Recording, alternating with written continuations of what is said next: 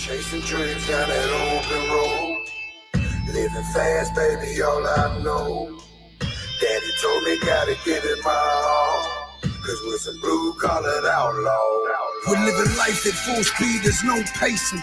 Midwest lifestyle, Ohio grudge racing. Taking on the money wide open on that open road. It's full throttle since the baby bottle. Baby, this is all I know. And overload, tires roll. Tell them I want all the smoke. Slow boats and choke in my rear view. Adios, from your car, notching out with your money where your motor is. Heavy hitters, dream killers, kill shot. All them still told them chill. We on fire, like this liquid rocket fuel. Stop it, fool. Blue collar outlaws, you think they talking to? Winning attitude all on the line, and we ain't got to lose. Beat the brake pads off, knock the car out the shoes. Line them out, chalk up, underdogs on top again. Never say that, we come from this, so we gotta win. Hard work, cash, working outlaws, street racing. All your dreams is in my tail light. Keep chasing.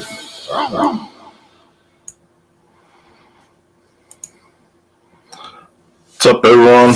Happy Monday. Hope everybody had a good week. I still got this stupid COVID cough occasionally. Keith, what's up, brother? How you doing? What the heck? Let's see, there we go. Oh, man. What a long, busy week for me. If you're following along, got to make some good progress on the Blazer. Busting ass there. Let me change this just a hair. That's better. Busting ass there. But getting to that point where you see a ton of progress and it looks like it's so close, but you get frustrated because it's still so far. So appreciate all the words of encouragement you guys are sending my way and following along on that. It's a beast. It's going to be a beast. I'll get it there. Ryan, what's up, Bubba? How you doing? Robbie, Henry, Jason. Just cut it up and throw it away, Ryan says. I know. Just because you're scared of it, don't worry. I'll be running you over soon enough. Sammy, what's up, Bubba? Did you ever come back to Ohio? I got a bunch of stainless over here for you. Are we back on the cell phone, Chris? Yes. Sorry, my Best Buy mount is not cooperating with my desk. Oh boy. Justin, fine. What's up, brother? Yep, Sammy's. Well, you and Michelle gonna have to fight for who's next, but I'll get you in there for sure. Phil, how's it doing? How you doing, man? Oh, damn, Sammy. That sucks. But plugging away on the Blazer, it's coming along pretty good.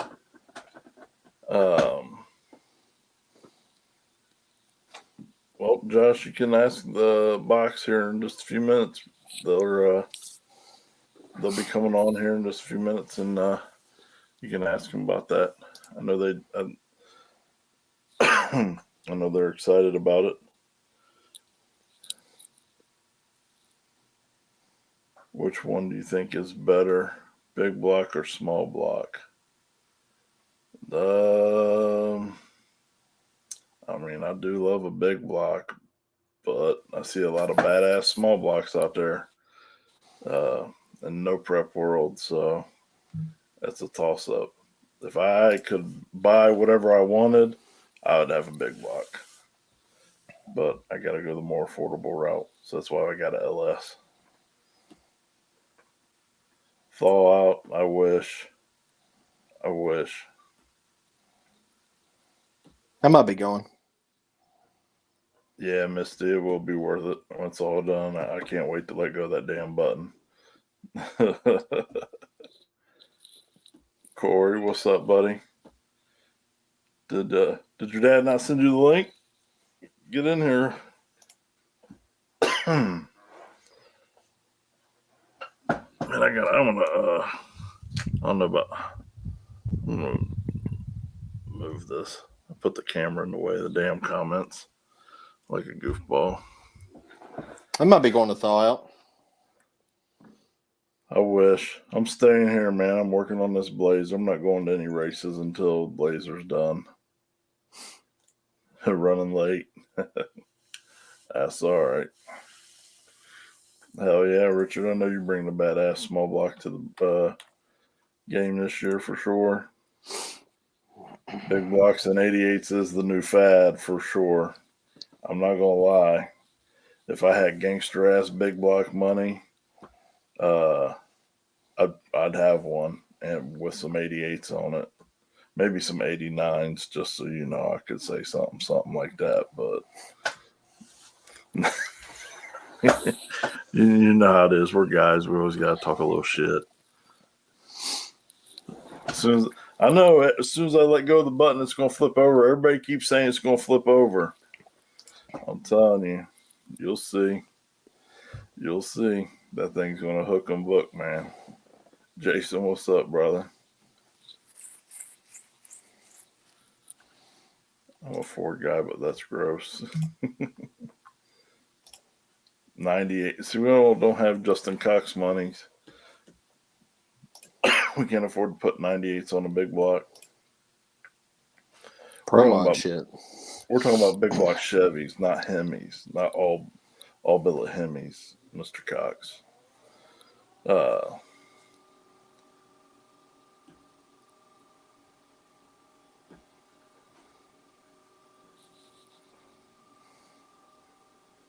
Oh, Sammy. That's all right. Be in the shitbox class and have some fun, man. And then over the winter, we're going to make it a beast. Just got to do like I did, man. Buy a little bit here, buy a little bit there till you're ready. Thanks for the stars, Richard. Appreciate you, brother. 17 weeks. So what else we got, man? This Saturday is the last 00 showdown. We had to move the location because we had some complaints about some of the staff at Roosters being rude, and people weren't happy. That's the last thing we want. So it's going to be right down the road from Roosters at Pizza Cottage, which they have amazing pizza, subs and other stuff.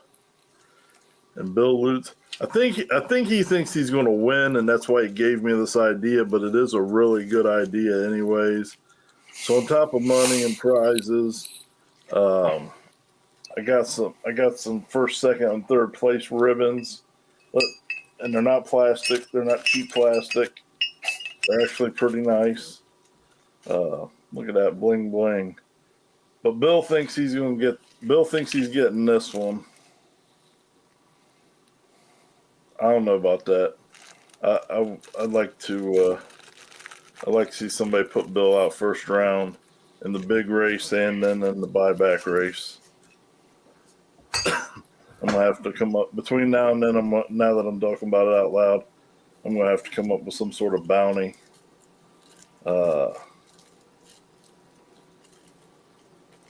Matter of fact, whoever puts Bill out first round.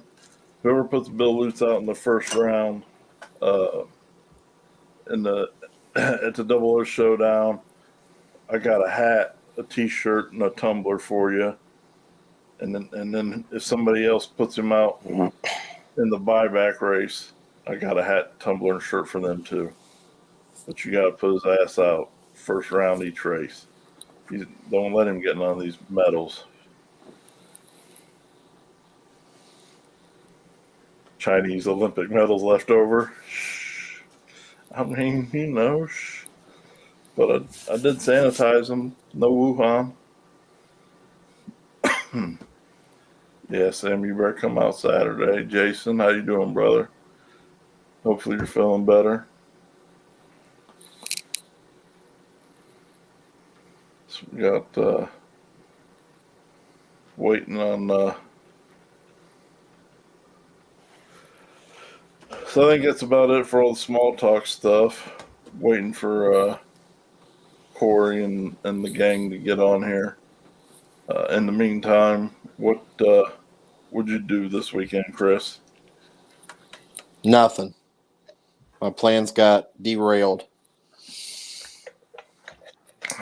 What the hell? I thought you were going south to go with everybody to go racing. Well, yeah, that's what I thought too, but I guess there was some drama and some issues with people that were racing in it, and they'd already booked an Airbnb, and they were wanting to race like 3 hours away from where the original race spot was and where our Airbnb was. So Ugh. they basically said, "Screw that. That's stupid," which it is. So, yeah. what you gonna do? I was hoping to go somewhere, but I guess not. Guess I gotta wait till. Guess I gotta wait either. Well, depends on if I go this weekend, but I just gotta wait till next month to go to Texas. Oh man, I'm sad about that being so soon. That's my bucket list, and that's gone. Yep, last time in Houston. Last time. So. Oh well. I just wanted to go there to street race. I didn't really want to go there to go to the track anyways, but still. Yeah, no, it's a good time. It's been 3 years since I've been down there. I mean, it's definitely changed a lot, because I started going in like 2012. I think was my first time ever going down there, and I'm like, oh my god, this is amazing. But like, it just grew over the years. It ain't what it used to be, unfortunately. Yeah. A lot of bullshit, a lot of unnecessary, the demeanor, the whole group's changed, So Yeah. It's the one thing that's constant is change. Good or bad ain't guaranteed. Yep. I don't know, but you better be getting ready because Dig or Die is quickly approaching too. Yeah, July. I definitely ain't gonna make March, obviously, but July I'll be there. We just locked in. I think I just bought 2 spots last week for the March race. So we're taking 2 cars down with us this time. Hell yeah. So which ones? Camaro and Mike's car, it's pretty much done. Uh-oh. There we go again. Fucking God, iPhone. Everybody clap for Chris's iPhone. Oh God, I'm about to silicone this thing. All right. Anyway, yeah, Mike's car.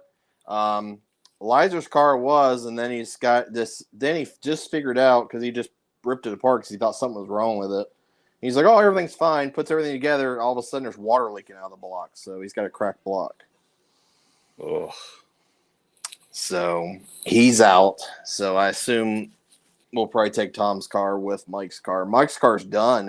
He got his suspension on. He's just waiting on his exhaust side for his cutout for the bumper, and the car's done. All we gotta do is go test. Hell yeah, that's awesome. It's got so much freaking travel now. It's insane. Like them shocks, man. It's crazy. Like that car had a lot of travel to begin with. Like if you look at pictures and stuff like that, like it traveled a lot. But it's crazy just watching like him putting on the lift and lifting up the front end to seeing how much travel there really is now. Oh yeah. Did you see his picture of his shock? So his front shock on the left side, it wasn't even bolted to the car. So only the spring was holding it on was the only thing that was keeping 2 between. So when he did that massive wheelie at Pacemakers for Adam and Montana's race, it broke that shock. We didn't know how bad it was. And then he pulled it apart and like there was the bolt broke off everything. So somehow that next week he went to race at Pacemakers and made it, 3 rounds in that little shootout they did for the Halloween race and was running on a broken shock and then still made it to the finals. Well, it's gonna be beast now. Yeah, I'm excited. Bagley, I'm glad to hear you're doing good, buddy, or doing better. Hopefully, we'll see you guys Saturday if you feel up to it, man. What's this? You'll go be Bagley. You'll be no. If you're going to be on somebody's pit crew, it's mine. I'm calling dibs on Bagley. Just let it be known. Sammy, thanks for the stars, buddy. I ain't much help of a pit crew. So we got the boxes on now. Let's bring them on and those of you who haven't aren't familiar with them. Box Performance. We lost Corey here. But this is Gary and his lovely wife / boss Margaret. She's there we go. That's better. What she runs all the important day-to-day stuff. The guy's going back and do the monkey wrenching, right? That's how it works. What happened to Corey? Was he just here? He was. He just popped back in. Gosh, he's driving. Can you put your seatbelt on, please? Yeah, put your seatbelt safety. on. Safety first. Yeah, what happened on June 1st? You didn't have a seatbelt on the bike. We don't want to listen to dinging. He's gone again. Oh, there he is. Yep, lost it again. Oh my God. That's yep. Corey, just get home to the Wi-Fi, buddy. Yeah, get home. Yeah, there's dead spots around here as you drive around. Oh yeah. So how you guys doing? Good. How you guys been this winter? Doing good. Staying busy? Yeah, no, it's busy. Can't complain about that. Is that Corey there, or is that? All I see is a little face. It's a floating face. It's a floating face of some kind. It looks like a ninja. That's what nightmares are made of. He can't talk. Can you hear us, Corey? He might not have good enough service to hear us. Hey, just drive here. There you go. Now we can hear him. Oh, there you go. How the hell do you drop it up? There you go. Well, Just drive, Corey. Just drive. Don't worry about the phone, buddy. We want you to be safe.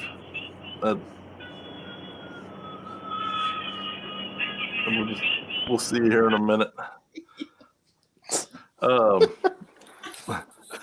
So while he's making his miles away, he'll be here in a couple of minutes. While he's making his way, why don't we just start off with some of the basic stuff for the people who haven't had the pleasure of meeting you guys, and let everybody know who you are and where you're from and what you do. Well, obviously, you've already announced who I am, Gary Box. The business we have here is Box Performance. There's me, Corey, and Margaret, or me, Margaret, and Corey. As you said, she's kind of the boss. All I do is twist wrenches, I don't do much. That's as a former business owner, I know being in the back is the easy part, man. For me anyways, that paperwork stuff is it's been kicking my butt, man. Kicking my butt.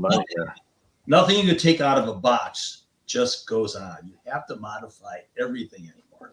And it gets worse as time goes on. I remember back in the 70s, you took something out of a box like a Holly 850 and it would run on the car, Now it's like everything's just nothing wants to. Uh-oh, we just lost somebody. This is good. So, well, tell us about like the origin of Box Performance. When did you guys start the shop?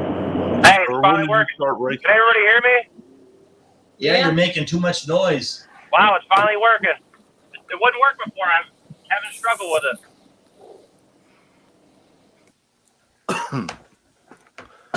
Anyway, with me back when I was about 14 years old, this guy across the street, his name was Johnny, pulled in with this. They just moved in. His name was John Ballard, by the way, but I have no idea what happened to him. But he had a 66 or 67 Dodge Charger, and it was jacked up in the front. It was silver. It was painted orange underneath. It had a reverse pattern transmission automatic in it. It had staggered dual quads on it. It was a pretty cool car. And I was like 14 years old. So I walked over there, look at the car, and they were in the process of moving in. And he said, "Hey, you want to go for a ride?" And I go, "Sure." And he said, "Well, go ask your dad if he could go for a ride," you know. And back in the 60s, you really didn't care much. Everybody trusted people back then. So my dad said, "Yeah, don't go far." So we go down to Huntington Beach, is down here by Lake Erie where the beach is. And we were hanging out there for a little bit. And then we pull out a 66 or 7 442, pulls out with him. And next thing you know, we're side by side racing. And it's like he gets ahead of him, and then he gets ahead of this guy, and this back and forth. And then the road comes into one, and there's an oncoming car coming. And I'm like, oh my gosh, we're going to die. So it turned into a chicken race. But what I remember mostly about it is the acceleration was just crazy, you know. And there was a song playing, I think it was called "A Little Bit of Soul." And he was tapping his ring to the beat of it and pulling gears. And I was just hooked. You know. I used to have a little shirt. It said "Dodge Boys Kill Chevys," you know. And my dad had a 60 Chrysler 300 with a 413 with dual quads on it. Although he really didn't race it, just came with that stuff. But that's really got me involved with it. And then we had some hoodlums down the street with some 55 Chevys and 62 409s. And they ended up drag racing John from the end of the street down, and it caused a lot of havoc back then. And so I was down there one time. They were racing, and they pulled in the driveway, and they went in the garage, and they closed the garage door, and they're saying, "Hey, kid, get out of here, get out of here, get out of here." And just as they were saying that, I start to ride my bike away. All of a sudden, police car pulls in the driveway. He walks up and says, "Did you see any guys racing cars around here?" I said, "No, I didn't see anybody." And the cop said, "You sure you didn't see and hear them?" I says, "No." I says, "It must have happened before I got here. What are you doing in this driveway?" I says, "Well, these guys have cars here, and I was hoping their cars would be here. I wanted to look at them." "No, you just go home. You just go home." So I left. The cop left, and a couple of days later, I'm riding my bike down the street, and they had their hair all greased back, and they said, "Hey, kid, come here a minute. And then I went up there, and he says, "Man, thanks a lot for helping us out. I'm not telling them, well, you're in there. You're our buddy for life. Anybody bothers you, you let us know, you know." And one of those guys, to this day, races a factory modified. I still know him. He still races cars. And, of course, he's considerably older than me. And that's what all started for me. It was just a lot of excitement from then on. And then I got a 66 442 when I was 17 years old. And that was in the summer of 70. And it had tri-power. It was a pretty fast car. And then it just evolved into Camaros and then all kinds of stuff. That's what started me into racing. And we used to go down to Sprint Road in Cleveland and race all the time. And in the early 70s, there was a lot of drag racing every weekend, every weeknight. And back in 1970, 71 and that, they had what they called the blue law. So the shopping centers weren't open. Really, after 7 o'clock at night, the only cars out there were the police cars and the hot rods. That was about it. So what's up with you? You tell me something now. You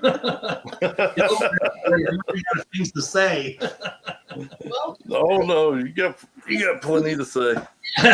I remember we raced down Brook Park Road, and I remember the first time my friend Jeff Cook got in the car with me in my 442.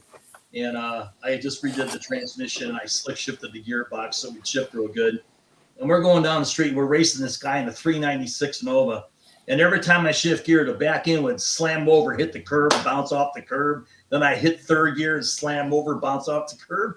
I was destroying my rims right and left. But we won.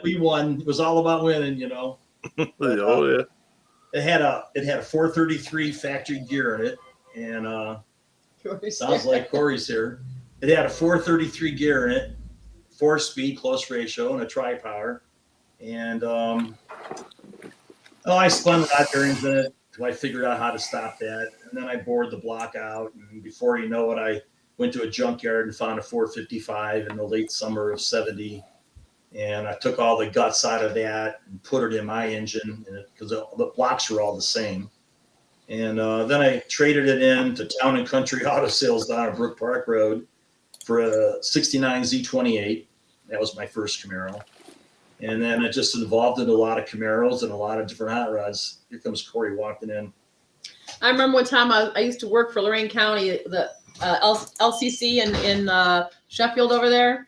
And I was at work at the city. I was putting on an event, and the speaker came in, and I introduced myself, and he goes, Box. He goes, you're not related to Gary Box, are you? I'm like, yeah, why? He goes, God, I grew up in Westlake, man, and we'd be driving our cars around, and if you pulled up at a light and Gary Box was there, you had to be afraid to make eye contact. He says, you stayed back by the back door if you did not want to race, because once he looked at you, you were going to race. And he goes, I never wanted to race. And he said it was horrifying to drive around and have to run into him at a stoplight. There's a chair right there. You grab that one. Okay. Well, Corey wants to be front and center here. Get over here. He's He's going to go get on his own phone over there. What are you doing now? that way. See the disruption he causes? So tell us about the big. What year did you guys start Box Performance, and how did that come about? Officially or unofficially? Unofficially, in his garage, he was working as a hobby business. After work on the weekends for his whole life. We got incorporated in 2001, so that's kind of where we just made that transition. He had been laid off multiple times, and we just kept going back to cars. You kept every time you started over, it was always starting over back to cars. Corey, you look huge. I am huge. Is it the way you're holding your phone? When you get to be your age, you start shrinking. When you're my age, you're big. You're big. Yeah, I remember this.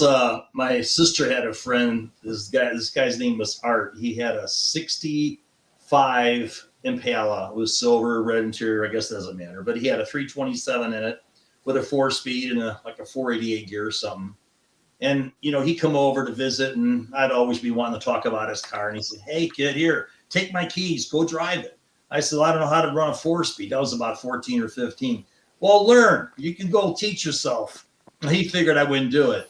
And I went out in the driveway, and I kept playing with him. Before you know what, I'm going up and down the street in his car. By the end of the afternoon, I'm speed shifting it and all kinds of good stuff. Because I rode with him a couple of times, and I watched how he did it. And it just came simple. But just racing just got in your blood, and how do you get rid of it? It's a drug of some kind. It's just the excitement of it all, For the business, the turning point was really the Corvette. Once he got to the Corvette, he won the fastest street car shootout. He was doing dyno challenges. We did that movie down in 2001. That was really a turning point for the business, where he Fulton's point, where it really started getting attention. People were following him. People would go to the racetrack, watch him race. They'd buy the motor out of the car. They did that for years, and they would follow him home and wait while he took the motor out of the car, so they'd be sure they got that motor. And then he'd have to build another motor and get back to the racetrack. And he would do that so much. He did that he changed motors like people change clothes. Probably early 80s, Dino Bevilacqua and I, a friend of mine, we did a lot of racing together. And we put a motor in the car. And at that time, I think I was using a Crowler fuel injector. What's all that noise? Crowler fuel injector. And I was going 780, 790s with a 427 and a short dragster. And people would come up to the car and want to buy the motor out of it because it would run so good. And they'd follow us home, and we'd take the motor out and they'd put it in their truck and they'd give us straight. Those are good old days.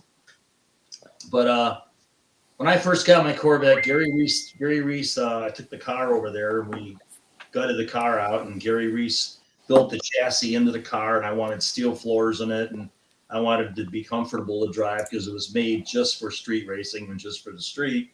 So I wanted all the factory doors and everything originally on the car, except for I wanted a good chassis in it.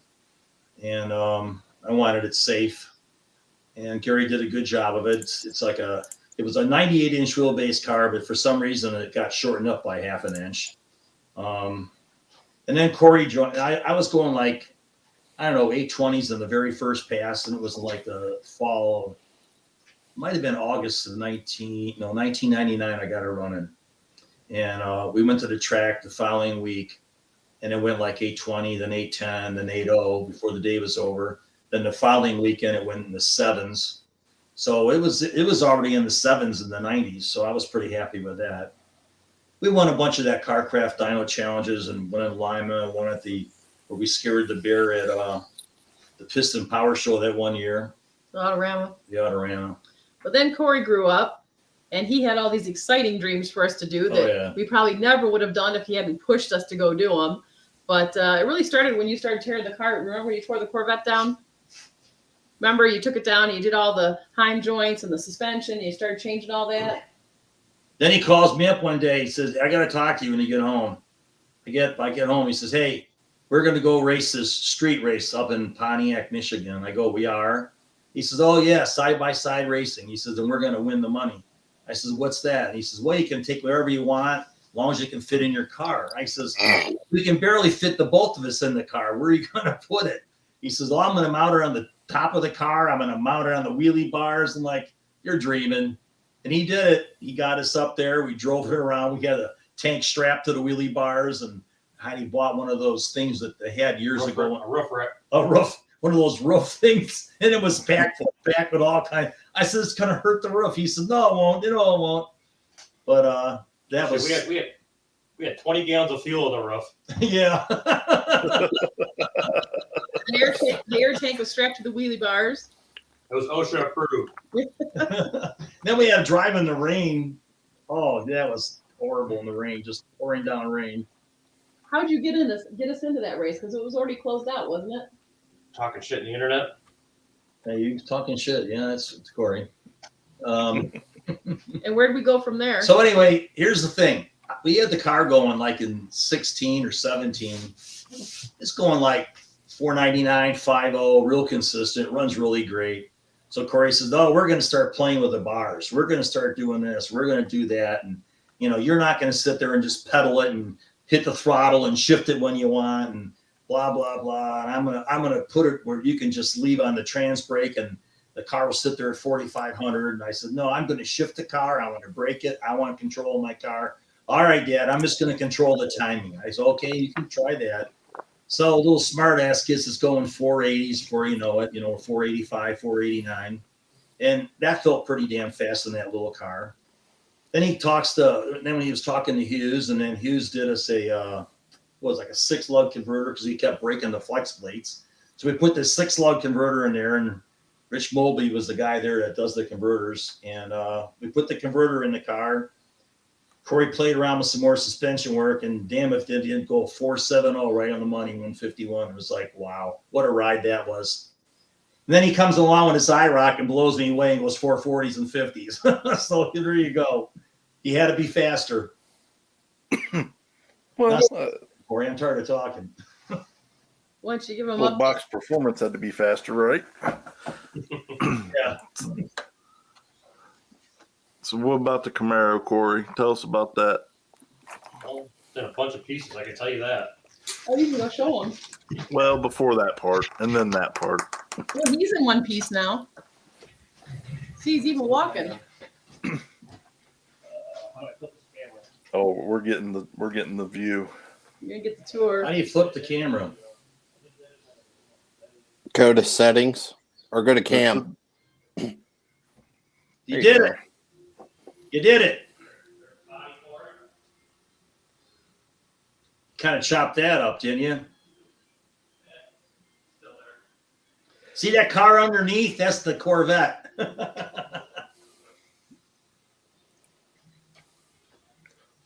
Well, we got doors on it. That's a good start. Yeah, guess who fixed the doors? Did you guys make that convertible now? He just Nice Ooh, chassis. frame rails, pro mod. Yeah, that is definitely pro mod status right there. Golly. Hey, it's got the front. It's got the factory. Got the factory subframe in there. It's a streetcar. The streetcar, the real true driven streetcar is right there under that cover. Yeah.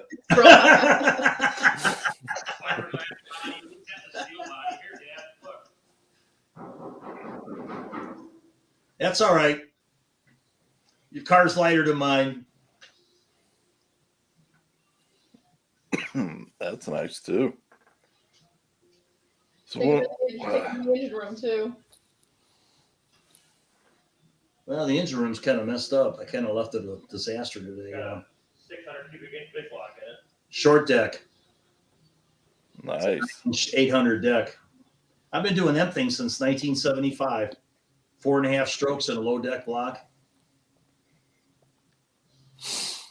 What's that? It looks like a blower motor. You guys are known for that, right? Yeah, we got quite a few going Oh right my now. gosh, we got so many blower motors going on right now. The Pro wait- charged, roots blowers. The wait for roots blowers got a long time right now. Thank God we have a few of them. There's Hey, there's When a are you guys gonna branch out into turbos?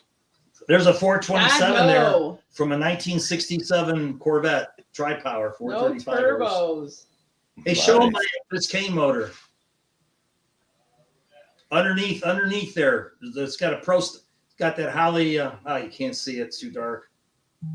Better yet, show them the motors for sale. Little short tunnel, little short sheet metal from Holly.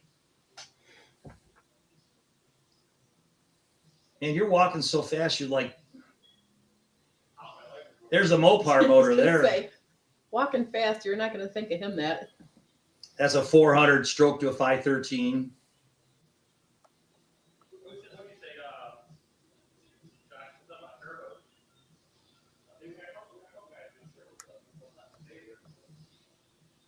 Is Yeah. he talking? Yeah, Yeah, I he can't hear him. Let me know. Yeah, I can't hear him on his phone, but I just heard him through your guys' mic. His mic's muted. Oh, you better mute your There we take go. over. There we go. I There turned, you I go. turned the I turned the mic off when I was in the room with them, so it didn't echo.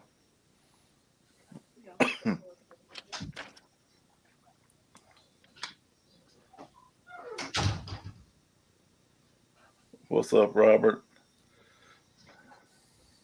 What's up, Robert? But oh, that's what I was saying, Josh. Earlier, you said something about turbos. I think we got a couple guys with doing twin turbo deals. Just necessarily not a fan of them, but we got those guys out there. I say Kevin Rourke just got his engine down there. You got Billy Hoskins got his. Nick, and who's the new guy the other day that just came in from Nick down in Columbus? They're doing 540, and those are all 540 big blocks. They're going to do all the no prep racing and that kind of stuff in the street.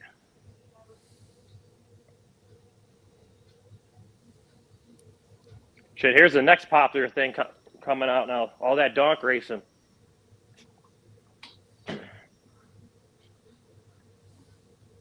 That's the dirty room. Hell yeah! I tell you what, man, I don't hate it on like a 24 or 26. 632. This guy's got a Nice. 632 big block in it, full interior, full suspension. He's getting ready to switch. He wants to switch it over and put a Pro Charger in it and make like 2,000 horse. Ask Corey if it does nice donuts in intersections. Sure does. Hey, Chris, what do you have for you got a car? No? No, I'm waiting for somebody to donate me one. Oh Lord! Somebody donate me a car. Almost, give me a car or something. Let me drive their car. I don't know. Let me know how that works out for you because I've already wanted that. Yeah, I've had a few offers, but Corey, you gonna wander around all day or what? I think that's it.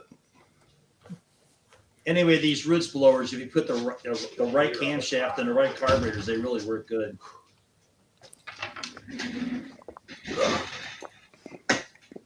So We took the motor out of my car. Corey put a fuel cell in the front of his IROC, put a Enderley injector on it with a mechanical pump, and probably made another 600 horse over what I was making with carburetors. Of course, then he had a hard ass and put backup lights in it and turn signals, and Got to be a street car. he was out there varying, backing up, and the backup lights are on. The guys were saying, "Well, that's even got backup lights." So yeah, what was that? 20? I was saying, think of how long ago that was. That was 19. Yeah. 19. 3 years ago. Let's see what's the date on that right there. I wrecked the car in July 10th of 2019. Jeez. Only got 7 passes on that car. We did those little 4 shakedowns at Marion, and then 2 at 42, and then I went out to Norwalk. That very first pass that we let it rip, and then 900 feet out, it left-hand turn right into the wall. Yeah. That was his last journey. That was right before it wrecked. There it is. Oh yeah. It was running great, man. Okay, it'll be better this time though. It's not a pro mod; it's a street car. It's got frame rails in it. Oh yeah. No, Ryan, they work on Well, you Chris guys knows work on all that. Ford and stuff too, right? I'll say you both know all about that. I've called you guys and bugged you how many times about what are the rules for big tire and small tire stuff. It's Man, canceled. It I've changes. been beating on everybody so bad that everybody's finally getting rid of all the rules. Yeah, now You I see build a this- product with the rules, and no, there is no rules. Look at Ron Rhodes with leaf springs going like low 4s in that Camaro. That's craziness. Oh yeah, that's what I stayed Leaf Springs for that reason. I know you can do some amazing stuff. Should I On 'em. back in the 90s? I had a '68 Camaro, and it would go 135s, 132 60 foots. That was really fast back then, and that was slapper bars. I had bolted to the front of the spring. Yeah. Oh yeah. Just clamped them to the front of the spring, and I added little shims in it to preload the car. And What were you saying a minute ago about Ford engines? You guys work on Ford stuff, right? We work on everything here. Ramblers too. Nail heads, flat heads. He loves those. No, he loves the Ford FEs. Yeah, he likes FE's best. FE's best. Pretty much whatever somebody wants to walk in the door and have built, we for the most part do it. We don't get into 4 cylinders or 6 cylinders, nothing like that. It's just your old school muscle or your race car stuff. Don't mock those FEs, man. They're like a small block, but a big block, and they run good. Oh, No, there's a customer right there. Sean just commented if we built him and his buddy 445 stroker FE motors. That was a couple years back. Yeah, he got double FEs right at Yep. one They time. both him and his buddy both got them. Right now, what do we got the most of right now? Blown Chevys, right? 540 big blocks are the most popular. Now there's probably got every bit of 8 to 10 of them we're building right now. Mixed from roots blowers to turbo or pro charger What on them about all. what about the race car in Canada? What's he building? Why can't you convince people they need aluminum rods nowadays? I don't understand it. Anybody making over 1,400 horsepower said just go to aluminum rod, but People don't want to do the they maintenance. don't want to hear it. They don't want any kind of maintenance. If you tell them we could probably get 150 runs, then I don't want to deal with it. But That's it. Small block Chevy wise, we just landed a job in Canada, which is pretty cool. It's always cool when you get it out of the country job. Yeah, except for the shipping. yeah, Norway, I'll say that's on them to ship Germany it. already. Hawaii, we sent a blower motor to Hawaii. No. Actually, there's a guy commenting right now from Hawaii, from that guy. And FE in Germany. FE in Germany. But this year's definitely so far. Brandon Chevys. Warmblood, there you go. I say we're doing him a blower motor right now, and he's out in Michigan. He's a And good he's guy. got a 67 Chevy 2 Nova with a 1471, and he's a 600-inch big block. We hooked up to Jim Klein, I believe. Jim Klein Yeah, gave Jim him. Klein. Jim Klein gave him. Jim Klein talks good of us. He's a great guy. We so met. we saw some of the stuff you guys are doing in the back there, but Corey turned the mic off. What's the exciting stuff you guys got going on back there? As in business wise, racing wise, or personal wise. Yep. All of it. Above. All of it. I love it. Personal-wise, exciting. Every day is leg day for me. Every day is leg day. Because obviously I don't know how many people know that I've gotten that bad accident and broke both my legs and hip and arm and a bunch of other stuff. And we're coming up almost a year now, aren't we? And we're like 10 months into it, and I'm finally back to walking and trying to get back to a normal life. So I'm going to try to start wrenching here hopefully in the next couple of days. I'm going to go get a cart and put a bunch of tools in the cart so I don't have to keep walking back and forth. I can just roll this cart over that has all the tools and just try to work on a car or an engine or whatever I can do. But that's awesome, man. Just trying to get myself back together. Then there's the racing. I've got to get the Camaro done. We're not really planning on racing the Corvette at all this year. Our main focus is on the Camaro. But as you see, the Camaro's got a long way to go. But once you get started on it, it should hopefully go right by real fast. I mean, everything's almost here. I mean, the only thing I'm missing for this car is front wheels, tires, build some headers, gas tank, put the floors in it, buy some shocks, and a bunch of miscellaneous stuff. All the big pieces and everything. A lot of shit. All that stuff's all here. The motor's here, the transit's here, rear end's here, converter, all your fuel pumps and lines and fit, all that stuff's all here and ready to go. All the doors, all the body panels, it just all does work. What did Jeff Ho say? Beats rolling around the shop in a wheelchair. Yes. I rolled around. Jeff, how you doing? I rolled around the shop in a wheelchair for a long time and it sucked. At least it was power though. I had a little remote. Kept hitting everything. It's funny how I could use that wheelchair for months and then he gets it for weeks and tears it all up. I think I rips in and out of the doors and rips the back of it off. And I think I ran over your foot a couple times too. Yeah, you did that. You ran over mine. And you know what? There's only one speed. It has a Rios Full down blast. there. There's one speed on that thing, all out. Well, yeah. So we got a deadline, a self-imposed deadline for the Camaro. I want to be racing in April, but you never know what happens. You know how this race car stuff goes. It's a lot of work to do in 2 months. What race are you shooting for? The race I want to shoot for is the Midwest Drags. We should take the Corvette. And that's in what, June 1st or something, I think. So that's the only thing I have right now that I'm actually registered to go and do. But I'd like to have the car out sooner than that. You're not signed up for the World Series and No Prep yet? I'm not signed up for nothing. Oh, you guys should definitely sign up for that. What's it say? Ryan wants to know, do you spec your own camshafts? For the most part, I think 98% of our camshafts are all custom built cams. We don't ever buy a shelf cam. The only time we ever get a shelf cam is somebody just calls on the phone and wants us to order it for them. Otherwise, anything in our own engines that we build, it's all custom cam to whatever Gary specs and what he wants in it, or the application, everything's going on. It all depends on the weight of the car and what you got going on, your lobe separation, all that stuff. It has to be designed for that car. Well, no, once the Camaro's done, I definitely want to hit all those no prep races and the one that you got going at Magnolia, Chris, and I don't know, anything I can race. If I can be somewhere racing on a weekend, that's all I want to do is all weekend. Shoot, there's gonna be enough of that this year. It seems like it.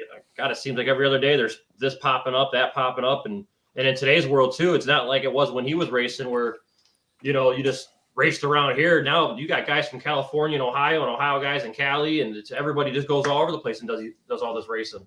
And then with the internet, you know where these races are. What does everybody think about that app? What was that app that you shared with me, Corey? What's that new app that somebody just made where it tags all the races where they're at every weekend? Did you guys see that?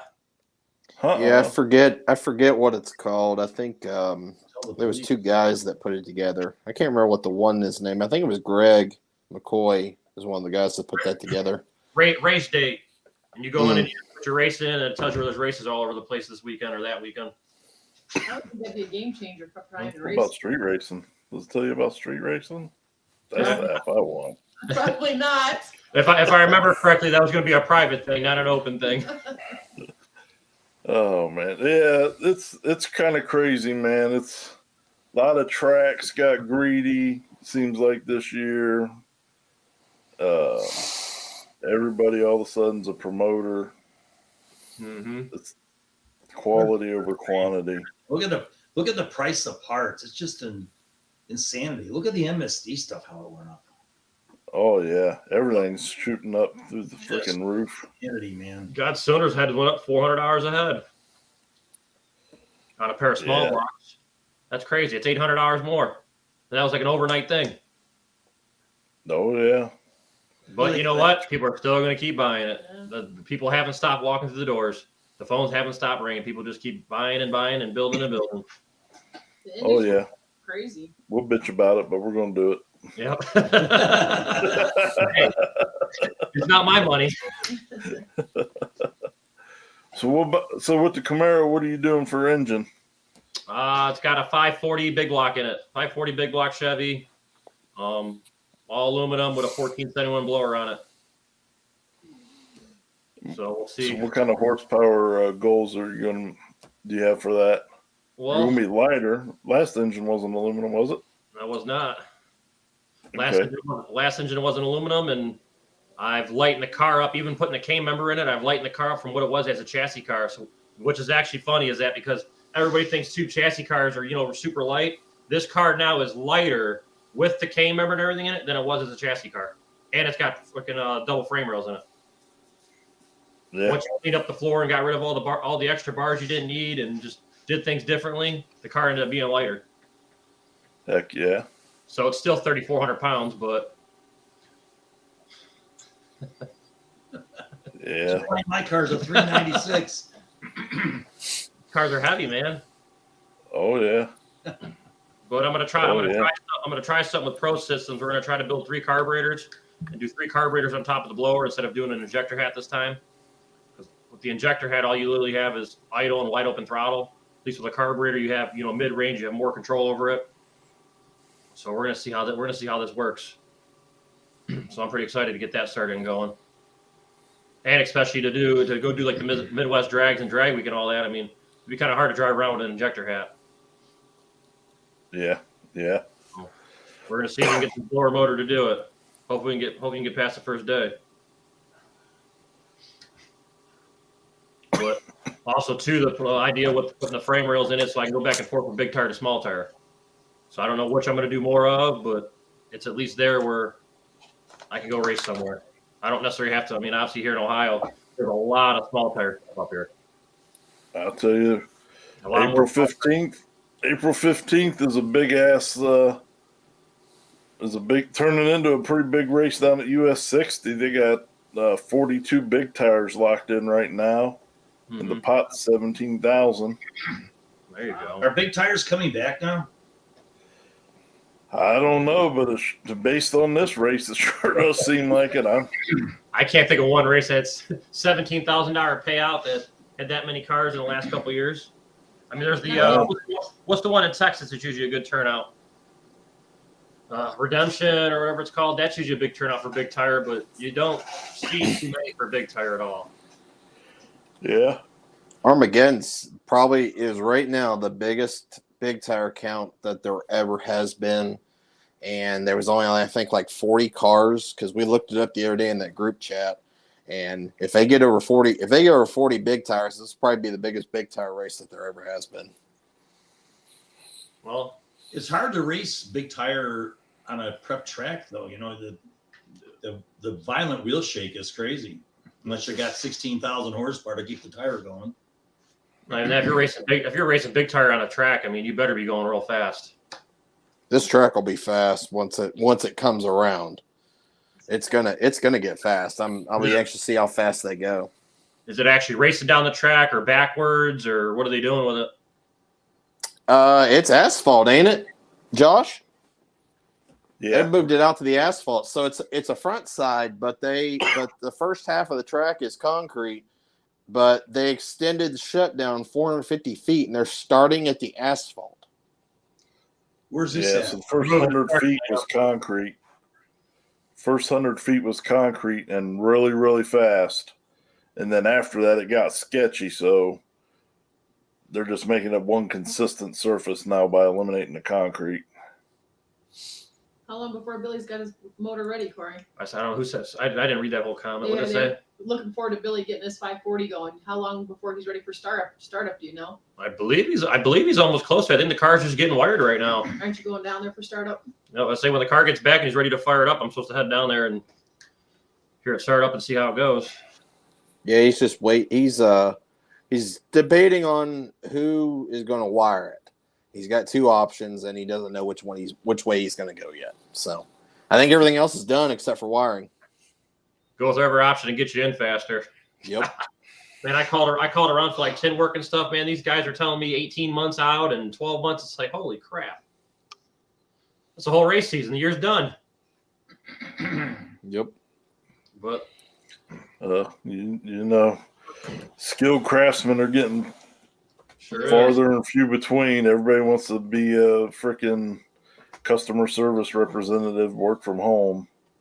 Yep. So those guys that still work with their hands are becoming farther and few between and more valuable. Yeah, it's hard to find people. Yeah. I think that in this industry it picked up, but I haven't seen the influx of people wanting to work in it. You see a lot of people interested in getting their first hot rod, and people who don't know anything about it, they come here and they want some 700 horsepower motor, but you don't see people flocking to the industry to work in it. God, 700 horsepower. The thing now is everybody wants 1,000. Yeah. When I You get these guys that can't even do an oil change or change their Yeah. spark plugs, and they want 1,000 They want horsepower 1,000 horsepower that they can drive to Florida and back. when I grew up, the thing was who could go NA the fastest. Pro stocks were like cool as hell. That's what everybody loved because you had 500 cubic inches going really fast. And now it's like everything's a power adder. There's just bolt it on and go fast. I can't tell you how many times Gary or Corey have had to give customers driving lessons for their own car because they don't even know how to drive their own car. I mean, we see that a lot. We've had guys that they want stick shifts in their car, and you have to go teach them how to drive a stick shift. And it's an 800 horsepower big block with a stick shift in it. And they don't know anything about it. They're driving off the road, swerving all over here, and actually, I won't even ride with a customer anymore. So when we give the customers a test drive, once the car's all done and go around the block, I won't ride with the customer. I drive the car. When I come back, I hand the keys. Say, here you go, bye. Just because there's so many of them, they just don't know how to drive. They're off the road. They're over here. I've been hurt enough. I don't want to be hurt anymore. I'm trying to go off the road. Place for building engines. Well, there's not right here, Richard. Right here in Grafton, Ohio, buddy. They'll get you taken care of. Yeah, we can do whatever you want. Brandon says 2,000 horsepower. Who doesn't want that, right? I do. Brandon, Hey, Brandon, Brandon, at least it's got aluminum rods. Brandon, you wouldn't know what to do with 2,000 horsepower. Oh, you started something now. Well, he's gonna be texting my phone in a minute here. He's one of those 18-wheeler drivers. I appreciate it, Ryan, but I'm not. You know what I learned this weekend about sheet metal work is it's been 5 or 6 years since I've done any, and I'm extremely rusty at it right now. Well, you just said that's fine with me. What are you doing next weekend? Thrashing on this Blazer. My sheet metal work's not that bad to do. I'm just doing a flat. I'm not doing no trans under. I'm just doing a flat floor underneath, connected in the factory firewall, and then build a box around the blower. Simple, right? Oh yeah, simple. I'll see you next weekend.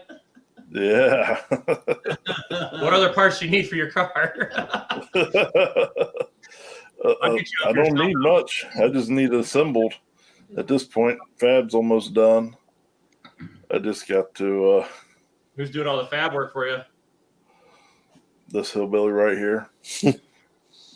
It's cobbled together. It's dangerous. Which one? I'm looking at two of them. There's one in the top left and the top right. Don't look at me. I ain't worth a damn. Chris won't come and hang out with me.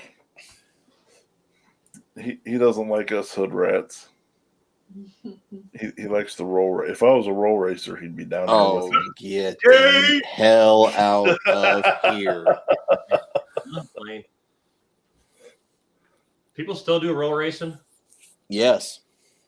Besides that, like the TKX and What is the what's the shootout that they do that goes to trails in Indianapolis? Streetcar Takeover. Streetcar Takeover. Yeah, because I'm having my first roll race at 42 this year. Wow. And so how you guys doing that then? Just start at the very back, and when you get to the light, just take off and go. Yep. Yeah, I'm gonna do two. Doing one in June, and then I'm doing a 3-day event in October. Roll race event Friday night, no prep Saturday night, radio prep race Sunday. All right, I was just getting ready to ask you doing anything else besides the roll racing at the same time. Yeah. So that'll be a 3-day event for that. Roll racing. Everybody wants me to go for 100 roll all the time. I never can figure that one out.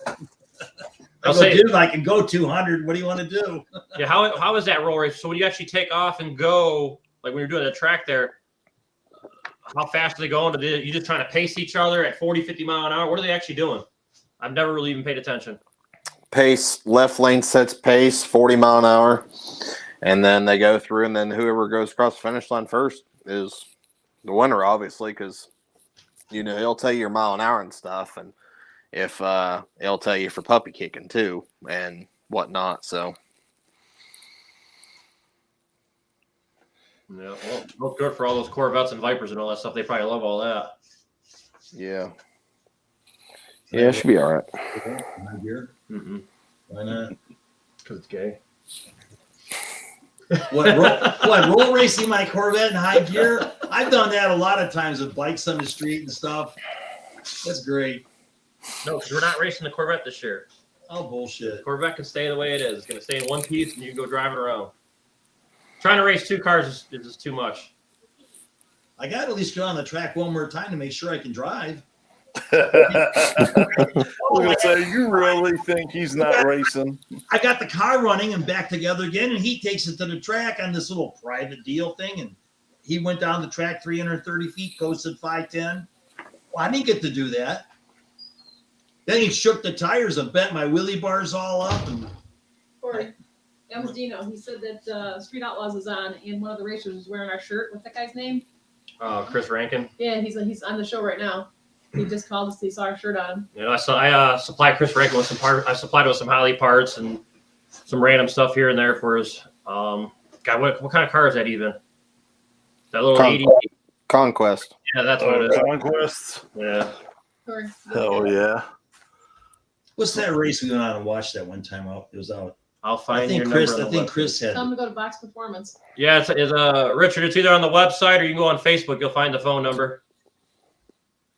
What is the phone number? 440-892-0282. 440-892-0282. And Corey, what you got coming up this summer with Larry? Does everybody know that you crew with Larry? No, probably not. Larry Nance, retired cast player. He's got that Pro Mod Camaro he's got, and I crew chief on that car, and we're hopefully going to go out racing and do a lot more racing this year than just the local 42 stuff. Hopefully I can get up to go to like Milan and go do some more Pro Mod stuff. Wanting to know a little bit about Oh yeah, he was asking about like the No Prep King stuff, which I don't know if he will, but he's asked like 3 or 4 times about it. We'll see. And I know Pat Moore. He'll drive whatever. He'll be good. We just got to get Larry convinced to do it. Larry's not a fan of the no prep stuff. So maybe one day we'll see. What was that race we went to? Watched them all race. Is that Magnolia? What was that race? Which one? We remember we went out there and watched them race. The race Chris puts on them. That's what I thought. That's right. That's Chris Lane. Okay, now I know who you are. Hi. That's gay. You can't use that word. We're only 45 minutes in and he's figured out who you are. Well, I couldn't figure it out. Hey, we're buddies on Facebook too. There you go. I'd rather let Michael Jackson. There you go, Chris. I'd rather let Michael Jackson watch my kids than roll race. No, we don't got to worry about that anymore. I'll roll race anybody, man. That's great. No, got haters. It's all right. Hey, you know what? I catered all racing, so. Hey, you know what? Like Corey always says, haters made him famous. All right. Yep. Hey, everybody's got a cup of tea, right? Oh yeah, yeah. Some tequila, some and some's other tees. I'll tell you, I'm not a fan of roll racing until watching TX2K. They have some awesome rides, but even going local, like Lucas over in Indy, they got a pretty good start before they hit the beams, and man, those cars get flying over there too for streetcar takeover Indy. So now some of the faster cars in that roll racing, how fast are they actually going? Pretty fast, probably. Oh, TX2K, they're flying.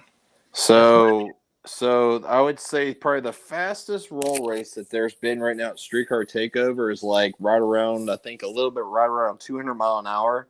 And that's Ned Dunphy. That's got a 2,000 horse Vengeance Racing Viper. And then the UGR cars are pretty much dominated the Texas 2K stuff. I think 230, like mid high 230s, I believe they've been. That's flying. That's nutty. That's 40 nutty. mile an hour, 40 mile an hour to 230 mile an hour. Now there's no timer on that, so you don't know how many seconds it took, though, right? Oh, it says it on the boards. So what's the board time the ET normally say roughly? I don't even remember. It's something fucking stupid. I mean, I'm fucking stupid. Like, is it a 7 seconds, 6 seconds, 5? it's like a 6 seconds. Yeah, it's something. It's you're just like, what? You're not even paying attention to that. You're just looking at the speed and you're like, oh my gosh. Yeah. So that 505 inch motor. Very good, Bill. Do I start over? 505 cubic inches LS. You guys are building one now? Oh, that's easy. That's shoot the bow tie block. It's easy. It's a 9.725 deck.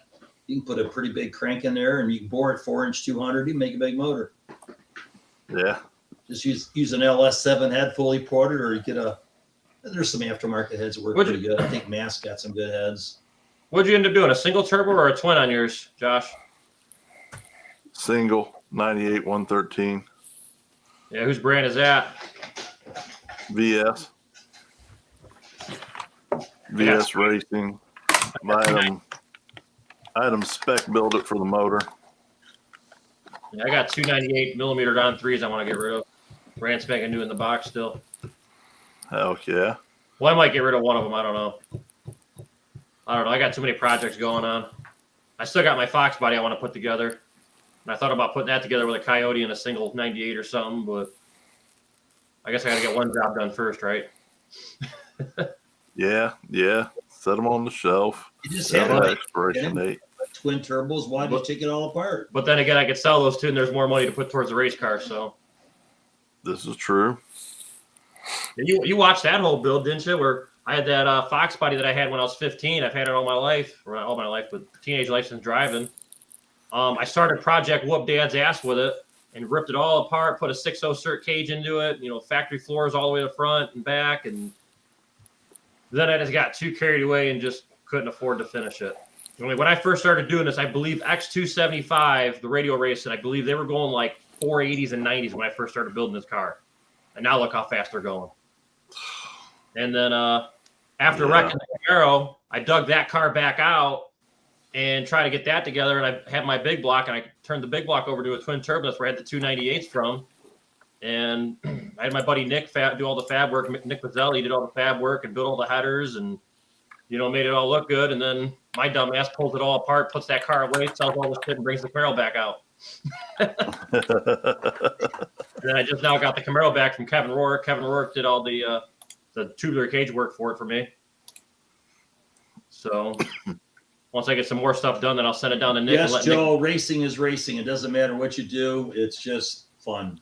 You do what you want to do. If you love roll racing, man, do it. I rolled racing before. I mean, people can't get the car to hook up. What are you going to do, I've run shit Chuck me out of 90 squat and go from 60 mile, 90 mile an hour rolls all the time. You'd be going 190 before you know it. It was great. Yep, that's exactly right. That's exactly how I feel about it. You're going 60 mile an hour, my Corvette, and you put it on the wood in high gear, and you're going 200 with a tack pin in just about 3 seconds, and you're done. It's just nuts. Going 200 mile an hour on a street is amazing. FYI, if you've never done it, Something smooth. It puckers your butthole. it Hey, puckers your butthole. Listen I to don't this care one. who. Hang on, I don't care who you are. If it does not, you are lying. Hey, I'm Yep. sorry. You are lying your ass off. It does I not built pucker this- you. I've only ever done it on 2 wheels yet. I built this It has 500. probably puckered your butt too, there, Josh. I built this 580-inch motor, and we put some 11-degree dart heads on it, pro stock heads. Hogan built me sheet metal. This thing had to make probably 1,200 horsepower, no problem. And Corey and I are out in 480. No, we're on 90. We're on 90. We're coming back from in, Quicker Steak in and Lube. Rocky River almost, I think it was. And we're cruising along about 80 mile an hour. I says, you watch the wideband, I'll watch the tack and all this stuff. So I said, I'm on the wood in high gear, and I'm saying, Corey, rate 800. How fast do you want? I didn't even want to look at the speedometer because I'm going from the lane to the line, from the line to the next line. My car's like just floating. I thought we're gonna be airborne in a minute. And Corey says, I don't know. I'm looking at the road. I glanced on. I have a 200 mile an hour tack speedometer. It's pretty accurate, and it was sitting right at 200, and that's craziness. To hit 200 in 3.5, 4 seconds, that's just crazy. Yeah, on a Sunday at 6 p.m. at night too. Oh yeah. It's the only time it's safe. That's right. No, what's funny is like, you know, like I've done it before, but a lot of people don't know, but like you guys know the AMC boys, right? Yep. You know the AMC boys. So many years ago, there was a big grudge race between him and my friend Jamie at the time, who had a 2R underground racing Lambo. And Rob actually roll raced that Lambo. Rob, who? Rob, one of the AMC boys. All right, that's what I thought you were talking about. Yeah. So they ended up roll racing one of the Spirit out on 30 one night with this underground Lambo, and they were spraying all the kits in the world to this thing just to try to beat this car. But you know, there ain't too many cars that's gonna go out and beat a 2R Lambo that makes 1,500 plus on race gas. And it was crazy just watching that car go down 30 doing it. He ended up hitting, I think, like 216. And I mean, it was crazy because I was on the other side of the highway watching it. There's a video on it somewhere on I think it's on my YouTube. What's a Lamborghini weigh? No. Probably mid to low 33,000 pounds. 2016 Lamborghini curb weight. So if out of my car's like just under 3,000 pounds with a blower on it, and I'm probably No. These Lamborghinis are, let's see here. The Aventador's 4,000 pounds curb weight, Oof, it's a big car. Jesus. but the Hurricane's 3,400. Okay, I'm just under 3,000, and I could go 8,800 RPM, which is roughly 200 mile an hour. And from a 60 roll in high gear, you just leave it in high gear and stab it. It's craziness. It's just craziness on the street. I can't imagine too much. Well, there's a lot of fast cars, but I don't know. I'd run a Lambo from a 60 roll, think nothing of it. You win, you lose. Who cares? It's got to be a lot of fun. Oh yeah. Got to be a lot of fun. Hey, what's up, Mark? How you doing, buddy? what's up, Mark? So, I don't know. I think we probably caught everybody up. Anything we didn't ask you about, or anything you guys want to talk about? I think It's up to you. I think we're updated on all 3 accidents, the rebuilds. So you're hoping April to be out with the Camaro, and Isn't that funny? The old man gets in a wreck and I didn't get hurt, and the other two get in a wreck and they got hurt. Oh, that's right. You wrecked the Camaro, didn't get hurt. I take that back. I got wrecked on a motorcycle. It's hard not to get hurt wrecking on a motorcycle. It's hard to live it's hard to live when you wreck on a motorcycle. I mean, T-boning that accident. You're very fortunate. T-boning into a car at like 60 mile an hour is no fun. I put myself. I do not recommend doing it if anybody wants to get hit by a car. I love seeing people say like on Facebook, you know, like, oh, I just want to get hit by a train or a bus today. I go on comments like, highly not recommended. Been there, done that. She's always got to come up and say hi on Mondays. I'll say, where's our cat at? Right here. See, we got this cat too, Josh. We all hate cats. Yeah. This cat was the neighbors across the street, and he passed away. And the cat came over here and was living under my hot tub. And it lived under the hot tub all winter long. And the next thing you know, it had babies. We got rid of the babies. And then Mom took the cat into the shop the one day, and the cat never left. She won't even go outside. She will walk to the door, look outside, and then turn around and walk back in. Like, I mean, do you blame her? She went outside once and had to live under a hot tub. I'm pretty sure Mom probably spoils her pretty good. You first saw that cat first saw us, it would dart like you wouldn't believe. She's not even a good cat. She eats the mice and throws it up. she doesn't like catnip. She doesn't like fish. She's only found 2 or 3 mice. She gets the mice outside when she does go outside, though. That's all right. This one brought me a mouse the other day and then let it go to catch it in front of me. Yep. And then let it go again to catch it in front of me. Oh yeah, she brought one in here and let it loose, and Corey had to catch it. We figured the mouse survived the cat; it deserved to live, so I took it to the neighbors and released it. Yeah. Yeah, she's something else. But You gotta get that they're popcorn, fun. man. Oh, man.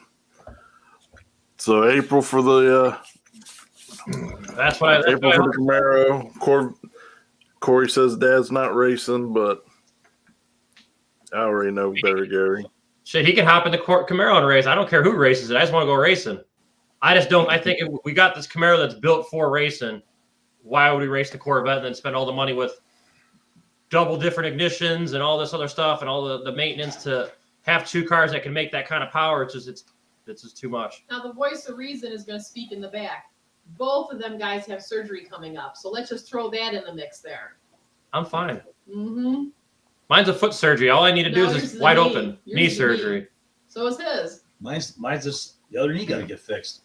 Yeah, but You get on the ball and get going. Here's time get my knee fixed. well, you got a knee replacement. You'll be out for a while. Mine's just a nerve. All I got to do is push wide open throttle and let off. I got nothing. I don't need to do anything else. It's when you crash. Can you get out of the car? I could use a cane and do that to push the gas pedal if I needed to. We've seen sketchier stuff with people racing.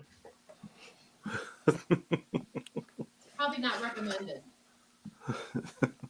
Hey, it's hard to get to the first, right? We'll just do hand controls then.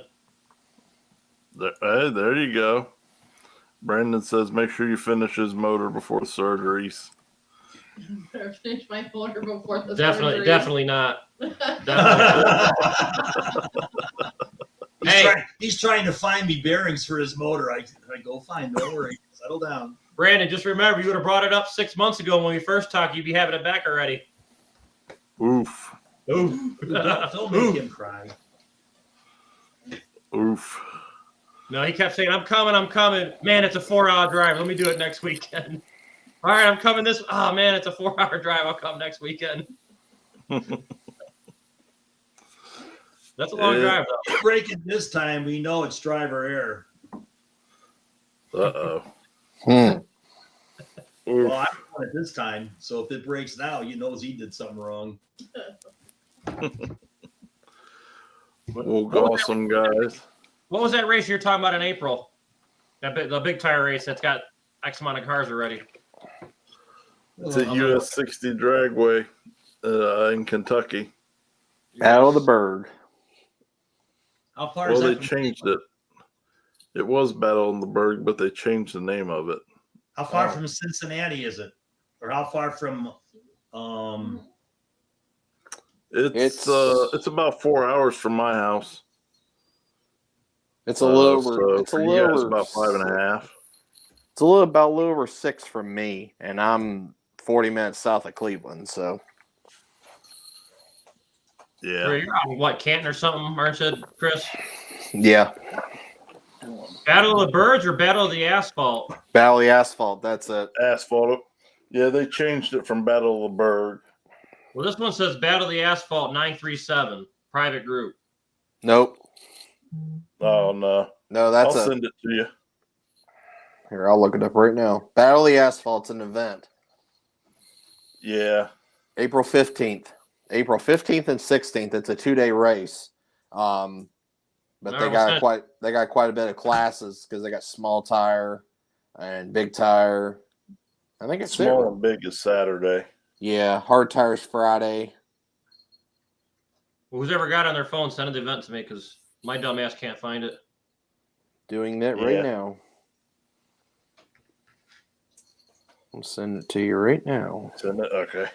I got So, it. yeah. And Josh, don't you live right by Nick Bazzelli? Yeah. That's where you're in Columbus, right around the corner or something from him. Yeah. I live Do you about live east of Columbus? Etna. No, he lives right next to Nick. Oh, you never been to Nick, have you? I thought Nick was east of Columbus. Do not know. Yeah. Yeah. Yeah, I'm about 10 minutes west of National Trails. Wasn't that where Eddie Parker is somewhere over now, where Pickerton or something? Eddie Parker's out that way somewhere too. Pickerton or something like that. Pickerington, yeah. Yeah, Pickerington, yeah. I'm about 5 minutes from Pickerington. Well, he taught me. Actually, I live in this weird little triangle of Etna, Pickerington, and Reynoldsburg. So, but yeah, we're about 5 minutes from downtown Pickerington. Seems like all He the taught me. races He are taught down me a by good them. lesson. I'll have to say, when we were racing the second race for the fastest streetcar shootout thing, he told us he was done and couldn't race, so I'd be by myself. He wasn't going to show up. So I said, well, let me know now because I got 2 plugs. Last pass, it was breaking up at the end. My plugs are gone. I got to change them. So anyway, we go up, push the car up there, and right before we're ready to race, here comes Eddie pushing the Camaro up. And I told Bill, I said, Bill, we got to change the plugs. I can't run like this. No, we're ready to go now. We're ready to go now. And they rolled it in there, and I'm ahead of them. I'm way ahead of them. Easy race, and all of a sudden it starts missing, so I let out of it. So I learned that I don't care what you do, be ready to race the next round. And I learned the hard way. Yeah. You got to be ready, and you can't just. And don't ever misplace your helmet. Yeah. Yeah. Have your car blocked in, or have your car blocked in, and you can't get your car out because some moron parked their car. That's what it was. So yeah, we were at Muncie, and some random person came up and parked their car behind our trailer in front of the Corvette, and then left. So then they're calling us up to the staging lanes. We were racing double classes, and we couldn't get the car out in time. Finally, we got that person to move the car. However, we got it to move, and now we're running around trying to find the race jacket. It wasn't the helmet. We couldn't find his jacket and his suit. They went back with the jacket, and then left it on the car. I don't know. We left the jacket on the back of the golf cart. So this guy, whoever it was. Oh, come on, he's got a forfeit. We're ready to go. We got to go. And everybody said, I'll give him a couple. No, I got to go now. It's like, wow, dude, I thought we came here to race, not just take the win, we're just not racing. And then you got him over here. Fuck this guy. I'm going, and puts his helmet on. Oh, I was going to race on helmet. I'm going, man. This guy's he reaches in and takes the key out of the ignition. This guy's in the burnout, already done with his burnout, sit in the staging lanes, like free stage, waiting for us to come in, trying to take the light and go. Dad's over here, fuck this, shuts in and not even strapped in. I reach in and shut the car. I'm like, you're not going. This is done. The tire pressure.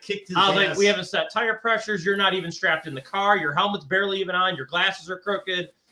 You're all flustered and irritated. It's not worth it. I shut the car off. Then the first race I ran, dumbass me, I couldn't tell where the finish line was, so I let out of it early. I'm way ahead of the guy. It's like, God, this was a bad night.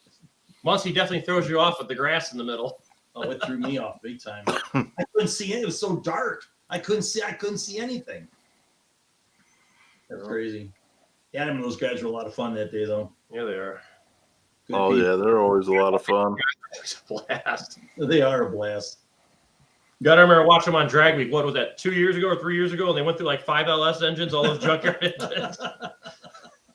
I think they may have taken one out of a rental vehicle. Then I think they may have went and rented another vehicle to take it out of that one too. Would you quit attacking me? I hope they took the insurance. I remember back in the day, this friend of mine, Campville, he took in I think it was the 1969 or something. They still had the car at Hearst. They had a 66 GT 350 with a 305 horse Cobra motor in it. Basically, it was a 289. And he took the motor out of the car, put it in the race car, raced the car, took the motor back out the next day, took the car back to hers. And then somebody rented the car later on than that and wrecked the car. Then a friend of mine, Hal, somewhere here in Cleveland, he bought the car and had another friend of mine put a quarter on the car, and now the car's running again. That car is a lot of money. A Hearst rental car, race car. That is really cool. No, yeah. What was that, back in 1930? No, it was 1966, Corey. When they had wagon wheels. Yeah, they have tires, but those still wooden wheels. Hey, when I used to race cars, we had to work hard to go fast. You didn't just go buy something. Just go buy my turbos and I'll be fast. Get my laptop and punch it all in. Okay, car, do this. Him and I will talk about that. Fast as you go. That's all that matters. You got to epoxy up the heads and grind on them and do all this shit. And, oh, man. That's why I like this power adder stuff. It's just so easy to do it. Well, any more questions for Corey there? I think that about wraps it up. We appreciate you guys coming on. A message for him, Chris. Give Corey something to go on. Do what? He's just thinking. He's just got roll racing on his mind. That's all he's got. Give He's Corey- probably watching on the other screen right now. Give something, food of thought to Corey before you guys hang up.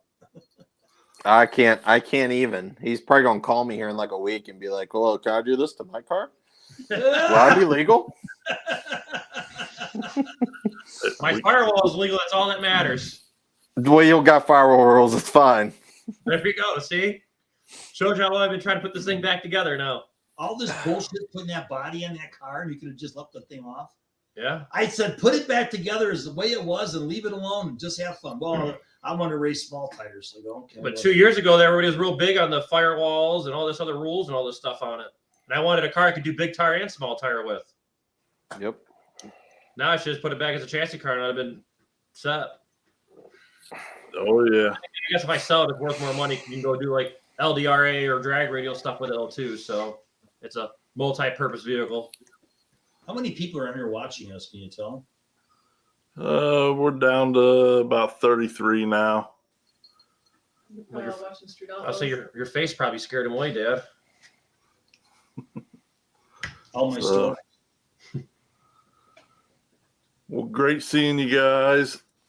Appreciate you coming on. Can't wait to see the Camaro out. Yeah, me too.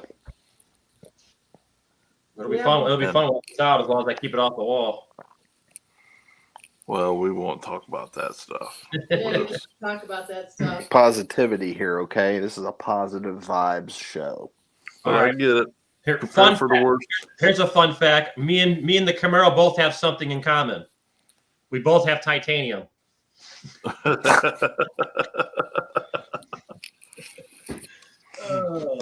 Just put some good shocks on it that aren't half cracked so the shock will stay together. The titanium me was more affordable because the insurance paid for it. That one it cost a lot. Well, they only pay 80% of it, so. Yeah.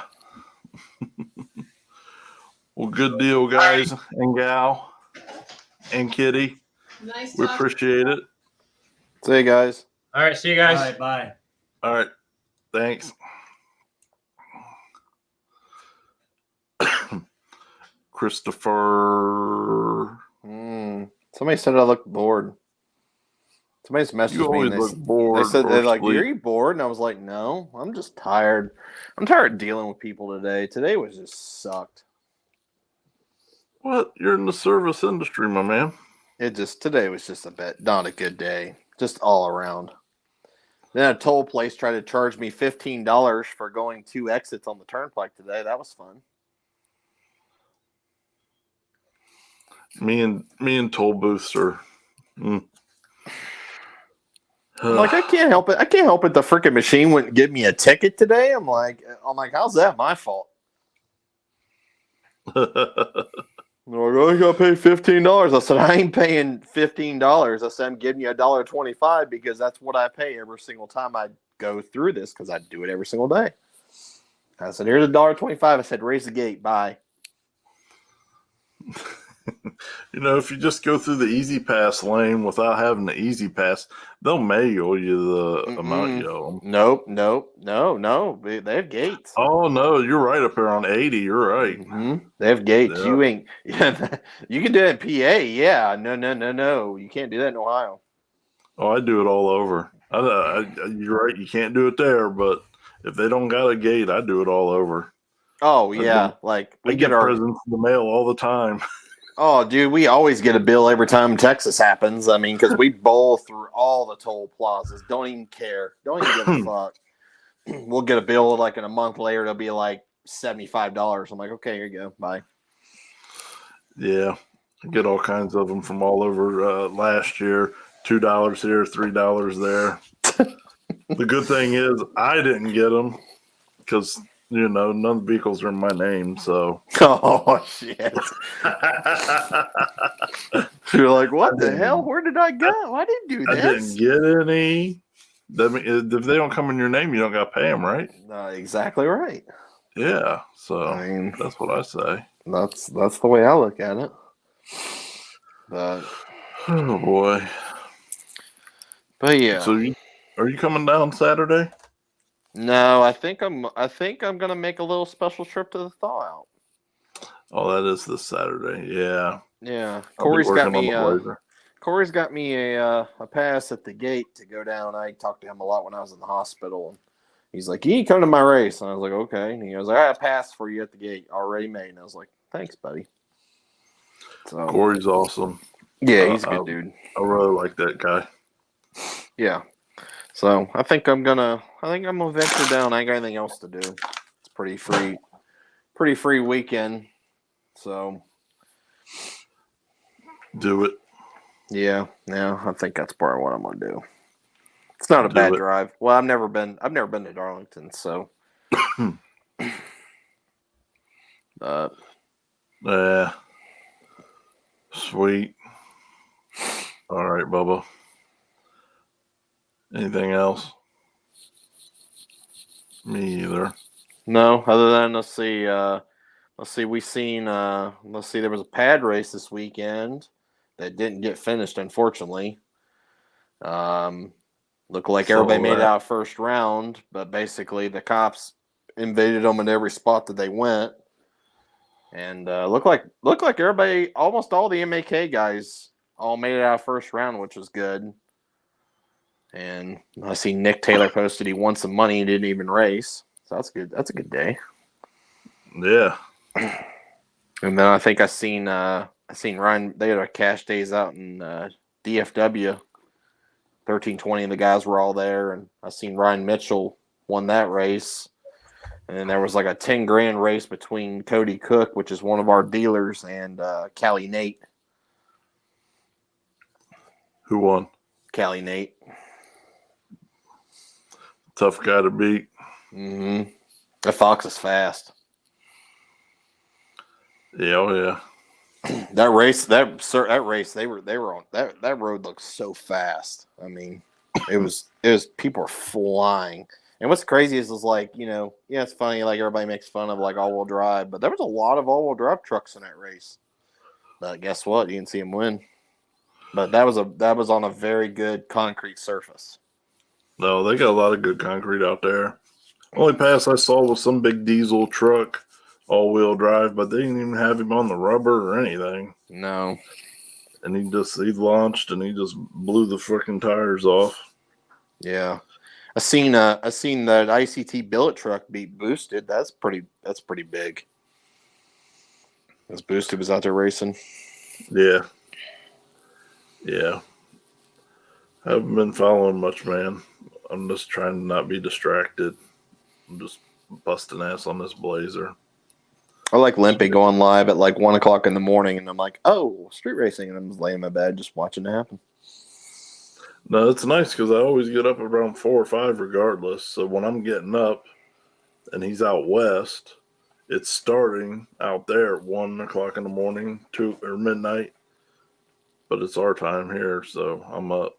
I can see it, but I'm just so tunnel vision right now.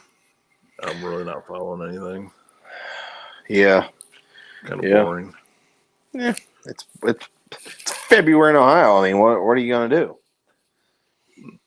Not be boring. distracted with anything and just focus on the Blazer. Yeah, I don't blame you. I'm I'll be tired good. of not racing. Yeah, I'm tired of like not watching racing. Yeah, I'm tired of that too. Tired of not racing. Tired of letting everybody win all these years. Time to come back and Time to bust some ass. time to bust everybody's ass. Nobody gets to win after the Blazer's done. I'm sorry. Get it in now, because that's it. That's it.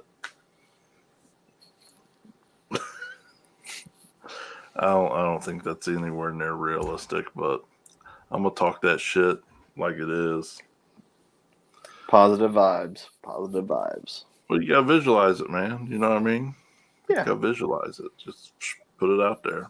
Do you go to bed every night and just dream that? Speak it. Well, you gotta speak it into existence. They say. You know, so if I verbalize it, it's gonna happen. It's true. You said it's on the internet. It has to be true. Oh, double hell yeah.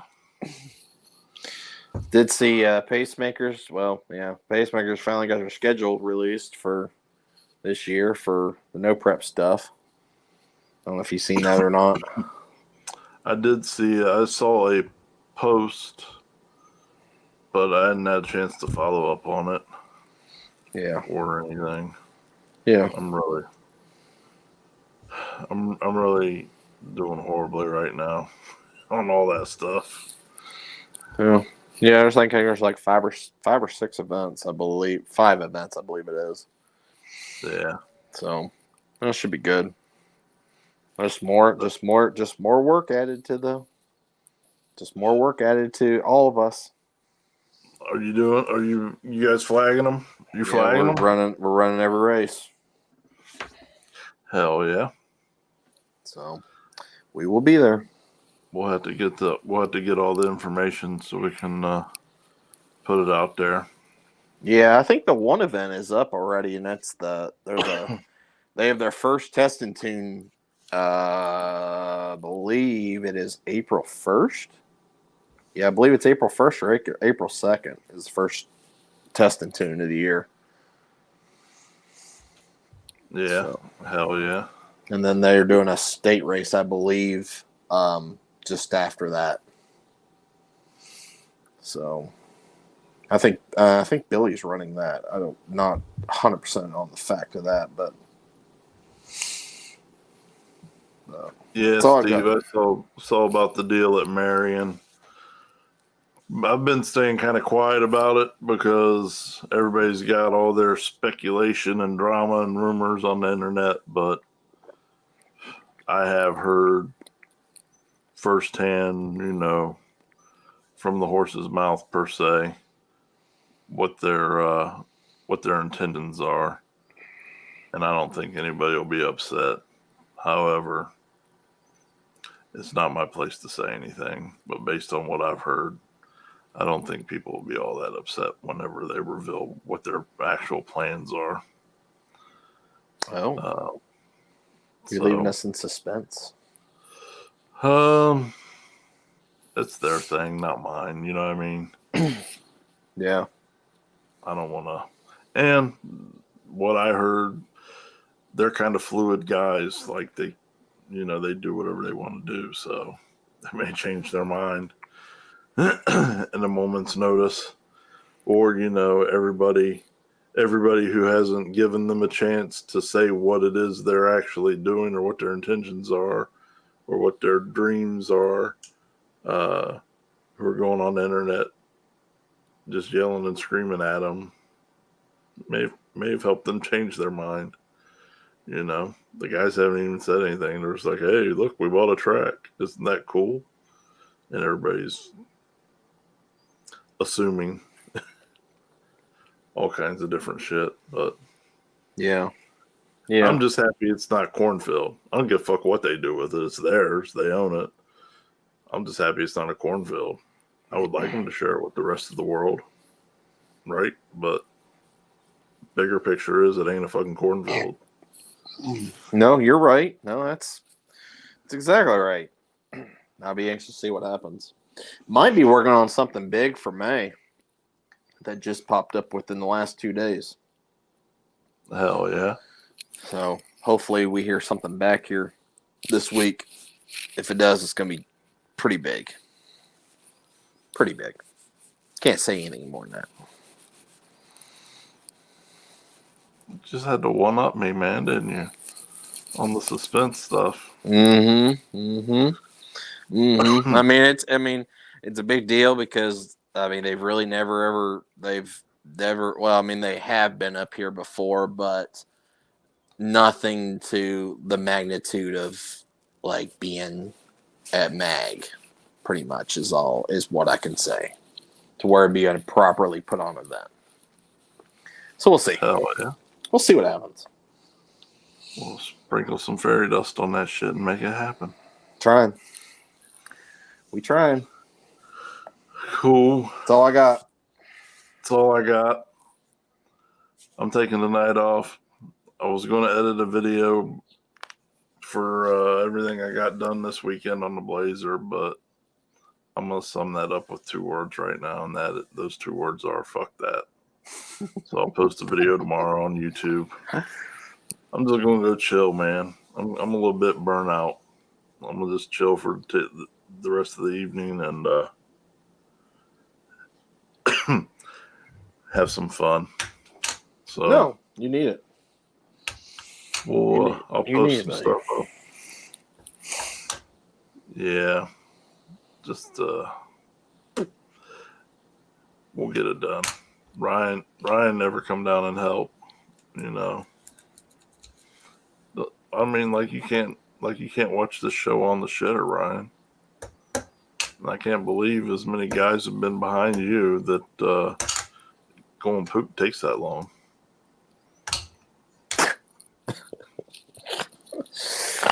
Oh God. I'm glad the show lasted this long so we could end on that note. Everybody have a great evening. We appreciate you. And we'll talk to you next week. See you, Chris. Bye.